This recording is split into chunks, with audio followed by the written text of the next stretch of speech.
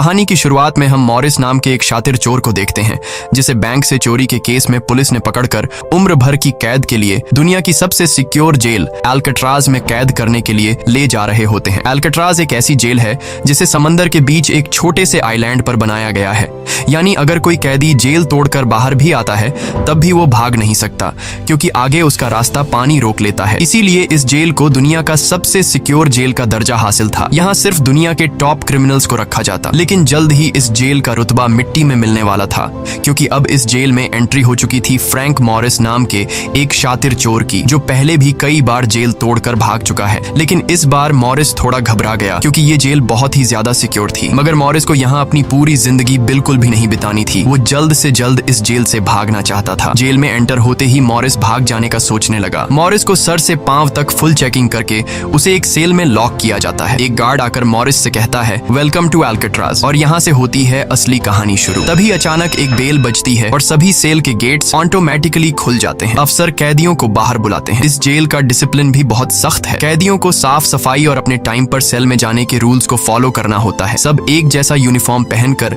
Line में breakfast खाने आ जाते हैं। मॉरिस के सामने लिटमस नाम का एक कैदी होता है। मॉरिस पूछता है कि मुझे तो कांटा ही नहीं मिला, अब मैं नूडल्स कैसे खाऊंगा। लिटमस उसे कहता है अबे ये तेरा घर नहीं है, जो तुझे मिला है उसे चुपचाप खा ले। तभी वुल्फ नाम का एक खतरनाक कैदी मॉरिस को चिढ़ाने लग जाता है। वुल्फ से जेल में हर एक कैदी तंग था। वो यहाँ हर एक कैदी पर अपनी मनमानी चलाता था और उस पर बलात्कार के ढेर सारे केस भी हैं। इस जेल में एक से बढ़कर एक खतरनाक कैदी रखे जाते हैं। यहाँ लिटमस मॉरिस से थोड़ा खाना मांगता है और इस दौरान मॉरिस उसे अपनी प्लेट दे देता है। जब मॉरिस टेबल के नीचे से देखता है तो उसे पता चलता है कि लिटमस खुद खाना नहीं खा रहा बल्कि वो चूहे को दे रहा है। रात को एक गार्ड मॉरिस को वार्डन के पास लेके जाता है। जब मॉरिस वार्डन के ऑफिस में पहुंचता है तो वार्डन मॉरिस से कहता है कि मैं जानता हूं कि तुम बहुत ही शार्प माइंड हो और बहुत इंटेलिजेंट भी हो, लेकिन वो सब यहाँ किस काम का, क्योंकि तुम्हारे जैसे यहाँ कितने आए और गए पर यहाँ से कोई बच नहीं पाया। यहाँ कैदी बहुत ही स्ट्रिक्ट रूल्स फॉलो करते हैं। 2 महीने में एक बार ही कोई तुमसे मिलने आ सकता है और वो भी तब अगर मेरा मूड अच्छा हो। वार्डन बहुत ही सख्त इंसान है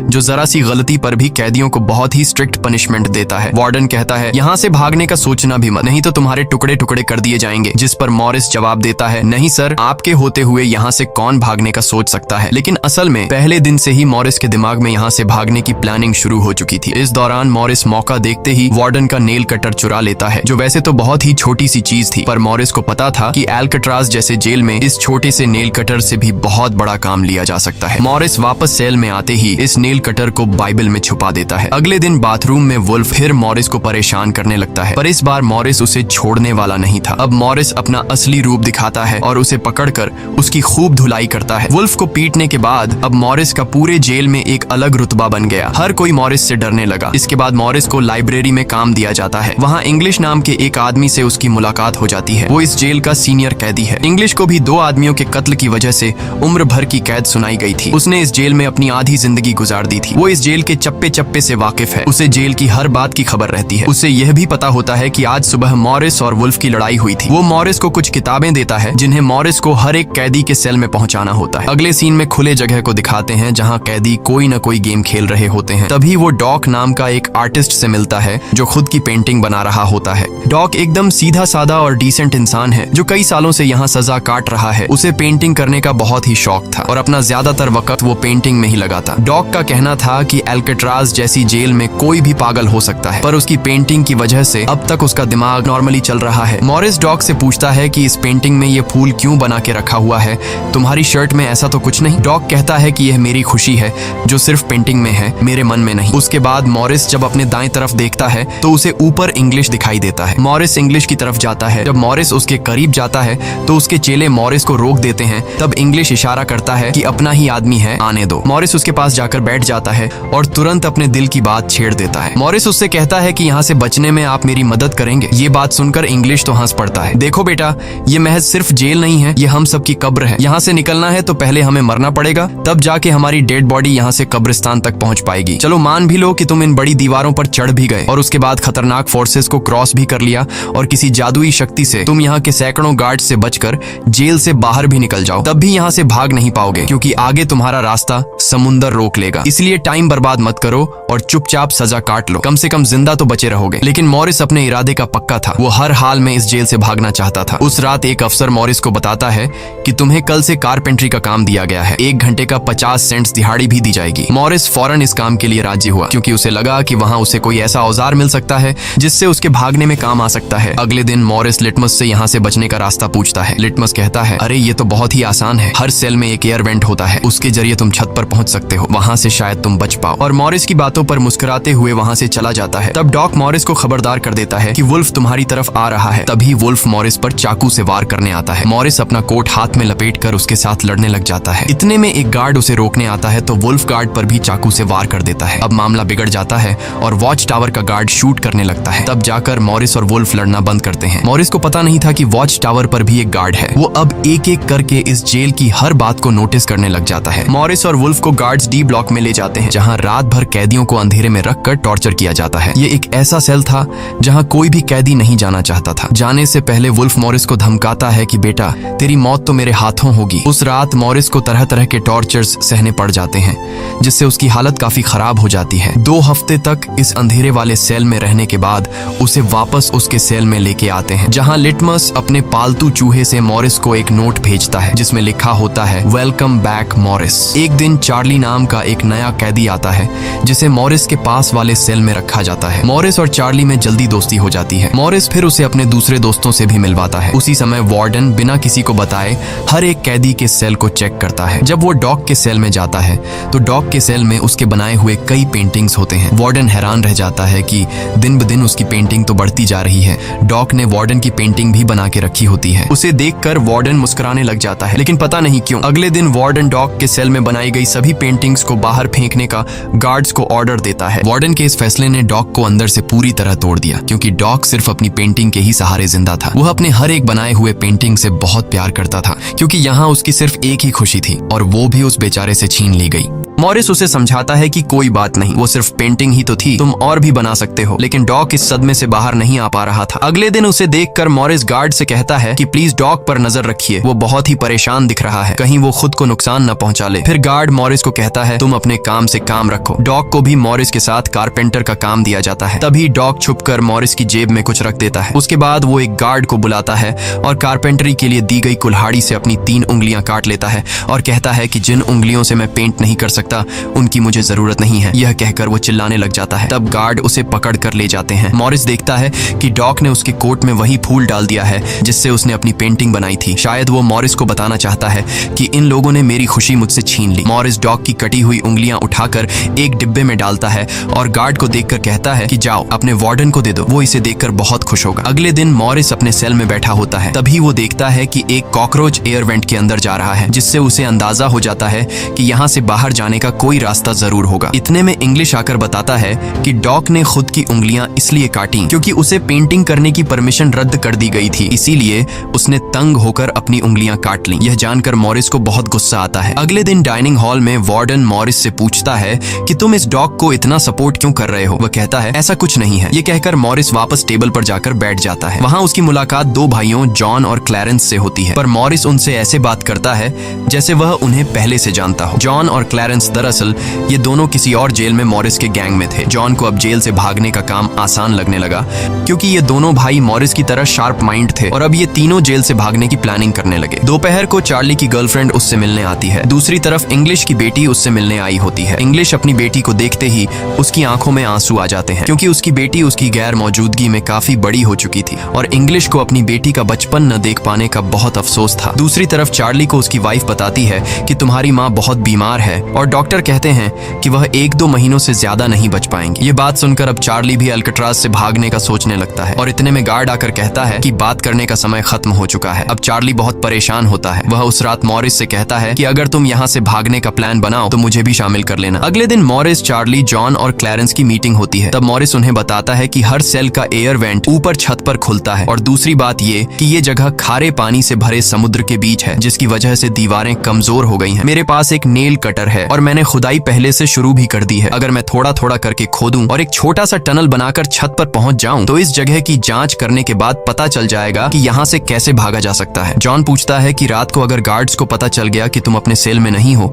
तो उन्हें शक नहीं होगा क्या? तभी क्लैरेंस बताता है कि इस मसले का हल मेरे पास है। वो कहता है कि यहाँ मेरे पहचान का एक बार्बर है जो कैदियों के बाल काटता है। वह हमें बाल सप्लाई कर सकता है और उसे यूज करके हम एक डमी हेड बनाकर उसे बेड पर लिटा देंगे, जिसके बाद अगर हम दीवार की सुरंग से निकलकर ऊपर छत पर भी होंगे तब गार्ड्स को शक नहीं होगा क्योंकि हमारे सेल के बेड पर नकली सिर रखे होंगे। पर बात अभी भी वहीं अटकी हुई थी कि जेल से तो निकल जाएंगे लेकिन समुद्र का पानी कैसे पार करेंगे। मॉरिस जॉन से कहता है, देखो इसमें मुझे तुम्हारी मदद की जरूरत पड़ेगी। तुम तो क्लोजिंग डिपार्टमेंट में काम करते हो, वहाँ तुम्हें उन पुलिस अफसरों के लिए बनाए गए रेनकोट्स मिल जाएंगे, तो तुम कुछ रेनकोट्स चुरा कर मुझे दे देना। हम उससे एक ट्यूब बोट और लाइफ जैकेट बनाकर समुद्र को पार कर सकते हैं। यहाँ चार्ली कहता है, भाई मुझे भी कोई काम दो, मैं भी तुम लोगों की मदद करना चाहता हूँ। मॉरिस चार्ली से कहता है कि जब मैं वेंटिलेशन की जाली खोदूं तो तुम पहरा देना ताकि कोई गार्ड हमें देख न ले, और जब तुम खोदोगे तब मैं पहरा दूंगा। मॉरिस का प्लान सभी को पसंद आता है और उसी रात में काम शुरू कर देते हैं। लेकिन दीवार खोदने के लिए नेल कटर बहुत छोटा था जिसे चलाने में मॉरिस को बहुत जोर लगाना पड़ता और मॉरिस को दीवार खोदने में काफी मुश्किल हो रही थी। उसके हाथ में कहीं छोटे भी आई लेकिन वो धीरे धीरे उस होल को खोदने लगता है। अगले दिन वो खाने के टेबल पर अपने दोस्तों से कहता है कि मुझे खुदाई के लिए एक बड़े औजार की जरूरत है। नेल कटर से दीवार खुरेदना बहुत मुश्किल हो रहा है। तभी मॉरिस ने अपने हाथ में चम्मच को देखते हुए उसके दिमाग में एक आइडिया आया। वो जानबूझकर चम्मच को अपने जूते पर घिसकर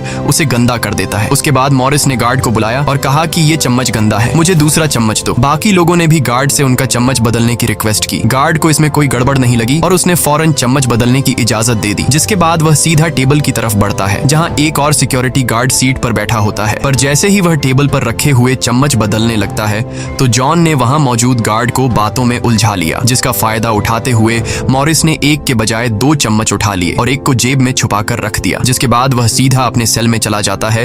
रात को इंग्लिश उसे बुक देने आता है तो मॉरिस पूछता है कि क्या यहाँ पर वेल्डिंग करने वाला कोई इक्विपमेंट मिलेगा। इंग्लिश समझ जाता है कि मॉरिस के सिर पर अब भी जेल से भाग निकलने का भूत सवार है। वह कहता है कि मैं तुम्हें पहले भी बता चुका हूँ कि तुम्हारी कोशिश बेकार हो जाएगी क्योंकि तुम पकड़े जाओगे और शायद अपनी जान भी गंवा दोगे। इतने सालों में मुझे कभी भागने का ख्याल नहीं आया क्योंकि मैं जानता हूँ ये इम्पॉसिबल है, लेकिन तुम जिद्दी हो तो मैं क्या कर सकता हूँ, करो कोशिश। लेकिन मॉरिस को उसकी वार्निंग का कोई फर्क नहीं पड़ता। वह अगले दिन लिटमस से माचिस मांगता है और कहता है कि अगर आप मेरी मदद करेंगे तो मैं आपके चूहे को अपने हिस्से का खाना हर रोज दूंगा। लिटमस खुश होकर ये डील मान जाता है क्योंकि लिटमस को चूहा बहुत पसंद था। उसी रात लिटमस मॉरिस को अपने माचिस पास कराता है। मॉरिस नेल कटर के एक हैंडल को निकालता है जिससे वह एक छोटा सा बेलचा बनाने जा रहा होता है। फिर वह चम्मच को तोड़कर नेल कटर की हैंडल से जोड़ लेता है। फिर माचिस चलाकर दोनों को अच्छी तरह से वेल्ड करके एक नुकीला औजार तैयार कर लेता है। बस फिर क्या था, वो वेंट के चारों ओर खुदाई शुरू करता है। चार्ली पहरा देता है। अगर कोई गार्ड उस तरफ आया तो वह तुरंत सीटी मारकर मॉरिस को सिग्नल देगा, पर पहरा देते देते चार्ली की आंख लग जाती है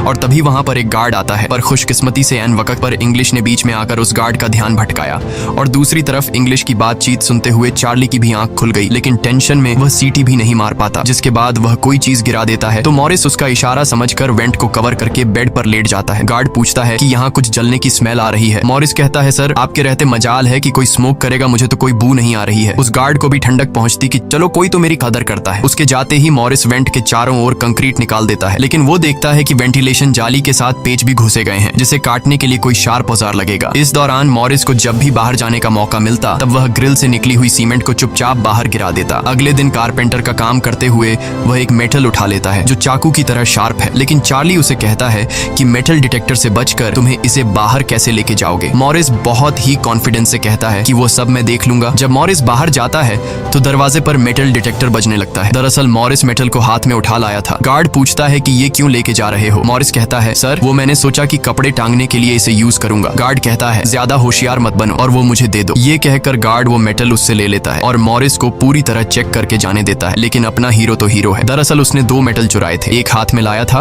और दूसरा शूज में छुपा के रखा हुआ था। उस शार्प मेटल से वह ग्रिल को काट लेता है। अब बारी आती है गार्ड्स को चकमा देने के लिए नकली सिर बनाने का, जिसके लिए ये चारों अपनी जिम्मेदारी का काम करते हैं। चार्ली गार्ड से थोड़ा पेंट मंगवाता है। वो गार्ड से कहता है कि मुझे आर्ट बनाने का शौक है। गार्ड भी इनकार नहीं करता और पेंट उसको ला कर दे देता है। मॉरिस उस होल से निकाले गए कंक्रीट को पीसकर एक पाउडर बनाता है। जॉन नाई की दुकान से बाल इकट्ठा करके लाता है और क्लैरेंस लाइब्रेरी से पुरानी किताबें इकट्ठा कर लेता है। सारा सामान इकट्ठा होने के बाद मॉरिस पानी और पुराने मैगजीन का इस्तेमाल करके एक डमी सिर बनाने लगता है, जिसके ऊपर पेंट और नकली बाल लगाकर बिल्कुल रियल दिखने वाला एक नकली सिर तैयार कर लेता है। साथ ही साथ मॉरिस ने अपने प्लान को और मजबूत करने के लिए नकली कार्डबोर्ड बनाए, जिससे कोई शक नहीं कर पाएगा कि सामने की दीवार में किसी ने सुरंग बनाई है। एक रात मॉरिस ने अकेले ही ऊपर जाने का फैसला किया, जिसके लिए उसने अपनी बनाई गई नकली खोपड़ी को बेड पर रखा और उसे गर्दन तक कंबल से ढक लिया। जिसके बाद वह नकली कार्डबोर्ड लेकर सुरंग से बाहर निकल आता है। वहां मॉरिस पाइप्स को पकड़कर धीरे धीरे ऊपर छत पर चढ़ जाता है। दूसरी तरफ चार्ली बाहर पहरा दे रहा होता है। छत पर पहुंचने के बाद मॉरिस देखता है कि वहां ऊपर एक लोहे का ग्रिल है, जिस तक वह कूद कर भी नहीं पहुंच पाता। इसी बीच एक गार्ड आता है और चार्ली से पूछता है कि इतनी देर रात तक तुम पेंट क्यों कर रहे हो और तुम्हारा दोस्त मॉरिस आज इतनी जल्दी क्यों सो गया। चार्ली कहता है कि जी सर, आज मॉरिस कारपेंट्री का काम करते हुए थक गया था, इसलिए वह जल्दी सो गया। तभी अचानक गार्ड के हाथ से उसकी लाठी नीचे गिर जाती है। उसे उठाते हुए वो देखता है कि मॉरिस के बाल बहुत अजीब दिख रहे हैं। अब चार्ली डर के मारे कांपने लगता है कि आज तो काम से गए। गार्ड मॉरिस के सेल के अंदर हाथ घुसाकर उसके बाल टच करता है तो मॉरिस पूछता है, क्या हुआ सर, मेरे बाल इतने खूबसूरत हैं क्या। लकीली एन वक्त पर मॉरिस नीचे आकर वहां लेट गया था। अगले दिन मॉरिस अपने साथियों को बताता है कि छत पर एक रास्ता है, लेकिन उसे एक ग्रिल से बांध के रखा हुआ है और वह ग्रिल बहुत ऊंचाई पर है। मुझे एक और साथी की मदद चाहिए। तब जॉन कहता है कि मैंने अपना वेंट पूरी तरह खोद दिया है, आज रात मैं भी वहां पहुंच जाऊंगा, दोनों मिलकर ग्रिल को खोलेंगे। उसी रात मॉरिस और जॉन अपने वेंट्स के जरिए छत पर पहुंच जाते हैं। जॉन मॉरिस को उठाता है और मॉरिस ग्रिल को पकड़ लेता है। जॉन देखता है कि यह लोहे का ग्रिल बहुत ही मजबूत है और उसे पूरी तरह से वेल्ड किया गया है। उसे निकालने का एक ही रास्ता है और वह है इसे ड्रिल मशीन से काटना। अगले दिन म्यूजिक क्लास में सभी अपनी अपनी मर्जी का इंस्ट्रूमेंट बजा रहे होते हैं। तभी मॉरिस की नजर वहां रखे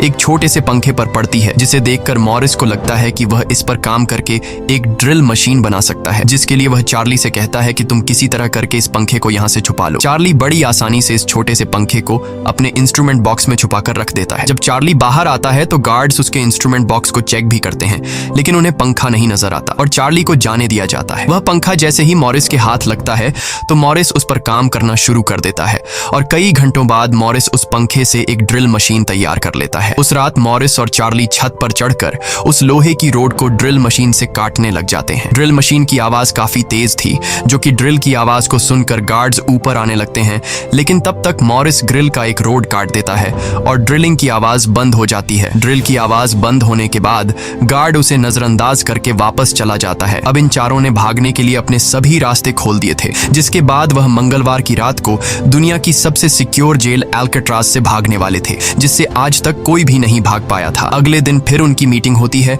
और वह भी मूवी हॉल में, जहां सब मूवी देख रहे होते हैं। मूवी की आवाज के बीच मॉरिस जॉन और क्लैरेंस से पूछता है कि क्या तुम्हारा वेंट तैयार हुआ है और उन रेनकोट्स का क्या हुआ जिससे हम ट्यूब बोट्स और लाइफ जैकेट्स बनाने वाले थे। वह बताते हैं कि सब तैयार है, हमारा डमी सिर भी एकदम रेडी है, बस बच निकलने की देरी है। अगली सुबह नाश्ते के दौरान मॉरिस ने डॉग की दिए हुए फूल को टेबल पर रखा। वार्डन ने जब इस फूल को देखा तो वार्डर उनकी टेबल पर आकर वहां रखे हुए फूल को मसल देता है। ये देखकर लिटमस को बहुत गुस्सा आता है, क्योंकि ये फूल डॉग का फेवरेट था और डॉग मर चुका था। लिटमस तो गुस्से में उस पर हमला करता है कि एक तो तुमने डॉग को मार दिया और दूसरी तरफ तुम उसकी दी गई एक छोटी सी निशानी को भी नहीं छोड़ रहे हो। लेकिन जैसे ही वह वार्डन पर हमला करता है, उसे अचानक हार्ट अटैक आ जाता है और वह नीचे गिर पड़ता है। मॉरिस को वार्डन पर बहुत गुस्सा आता है और चारों उसी रात बच निकलने का फैसला करते हैं। मॉरिस आधी रात का इंतजार कर रहा होता है ताकि गार्ड्स का पहरा जरा कमजोर हो जाए तो हम आसानी से बच निकल पाएंगे। तभी मॉरिस के सेल में इंग्लिश उसे कुछ बुक्स देता है तो मॉरिस कहता है कि आखिरी बार तुमसे हाथ मिलाना चाहता हूँ। इंग्लिश समझ जाता है कि मॉरिस ने यहाँ से बचने का पक्का प्लान बना लिया है। वह चुपचाप यहाँ से चला जाता है, लेकिन फिर जो होता है वह मॉरिस ने बिल्कुल भी नहीं सोचा था। वार्डन अचानक उसके सेल को चेक करने आता है, जैसे वार्डन को किसी ने उसके प्लान के बारे में बता दिया हो। मॉरिस बहुत ज्यादा घबरा जाता है, क्योंकि इतने महीनों की मेहनत के बाद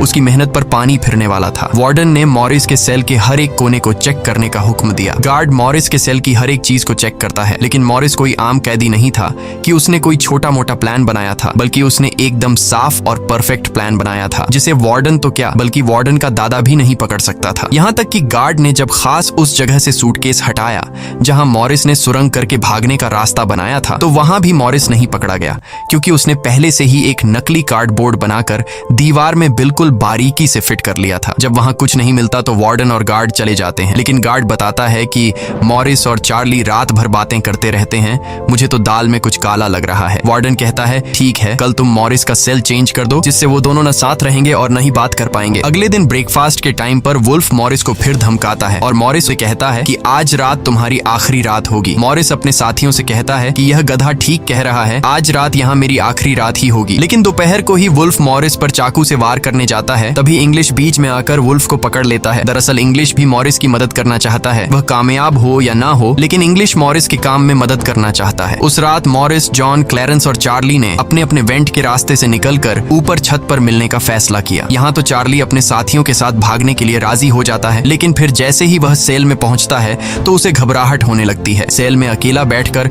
उसने प्लान में शामिल ना होने का फैसला किया और उसके बाकी 3 साथी अपने अपने वेंट के रास्ते से निकलकर ऊपर छत तक पहुंच जाते हैं। वह तीनों काफी देर तक चार्ली का इंतजार करते हैं, लेकिन काफी टाइम गुजरने के बाद जब उन्हें लगता है कि चार्ली नहीं आएगा तो वह चार्ली को छोड़कर निकलने का फैसला कर लेते हैं। वह तीनों अपने प्लान के मुताबिक आगे बढ़ने लगे, लेकिन इधर चार्ली की आंखों के सामने उसकी आजादी का सपना दूर होता जा रहा था। वह तीनों धीरे धीरे सर्चलाइट से छुपकर भागने लगे।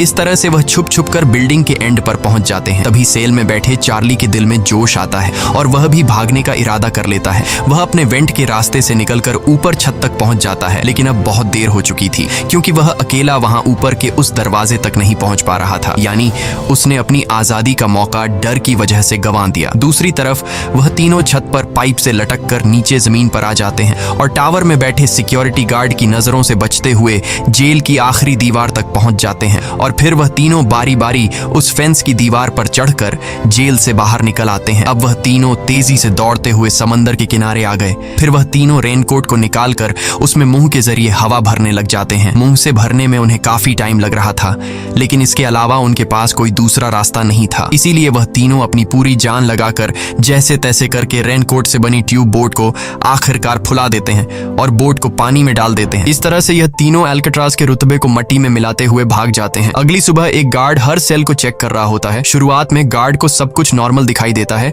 लेकिन जब वो चार्ली के पास पहुंचते हैं तो चार्ली अपने सेल में भूत की तरह खड़ा होता है और दिल ही दिल में खुद को ताने दे रहा होता है कि काश कल रात को थोड़ा सा हिम्मत जुटा लेता तो शायद बाकी लोगों के साथ बच निकल जाता। गार्ड पूछता है कि तुम्हारा दोस्त यह इतनी देर तक क्यों सो रहा है। यह कहकर वो मॉरिस के सेल में जाकर उसे आवाज देता है, लेकिन मॉरिस की तरफ से कोई जवाब नहीं मिलता तो गार्ड को गुस्सा आता है और वो सेल खोलकर उसे बालों से पकड़कर उठाने की कोशिश करता है। लेकिन जब गार्ड उसे जोर से ऊपर की तरफ खींचता है तो सिर नीचे गिर जाता है। यह देखकर गार्ड के पैरों तले जमीन ही खिसक गई, क्योंकि मॉरिस अब सेल में नहीं बल्कि बाहरी दुनिया के मजे ले रहा है। बेड पर तो उसने अपना डमी हेड छोड़ दिया था, जिसके बाद पूरे अल्काट्राज में सायरन बजने लग जाते हैं। पूरे जेल में यह बात फैल गई कि जेल से कुछ कैदी भाग चुके हैं, जिसके बाद वार्डन जेल के चप्पे चप्पे में उन तीनों को ढूंढने लगता है।